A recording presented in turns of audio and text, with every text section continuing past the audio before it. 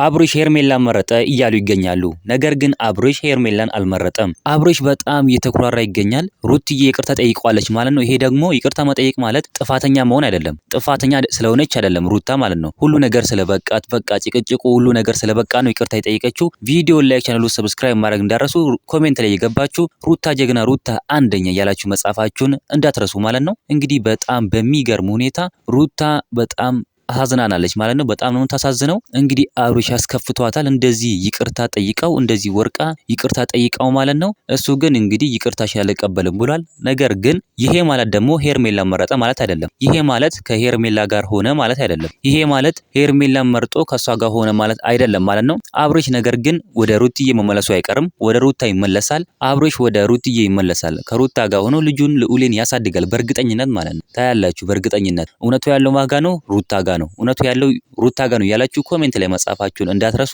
እንግዲህ በጣም በሚገርም ሁኔታ እንግዲህ ሩትዬ እንደዚህ አድርጋለች። ሩትዬ ይቅርታ ጠይቃለች። ይቅርታ መጠየቅ ደግሞ የትልቅነት ምልክት ነው። ትልቅ ሰው ስለሆነች ነው። ሩታ ማለት አሳቢ ስለሆነች ነው ይቅርታ ጠየቀችው እንጂ እሷ ጥፋተኛ ምንም ጥፋት ኖሮባት አይደለም ማለት ነው። ሩታ ማለት በጣም ጠንካራ በጣም ኩሩና ጠንካራ የሆነች ሴት ናት። ጀግና የሆነች ሴት ናት ማለት ነው።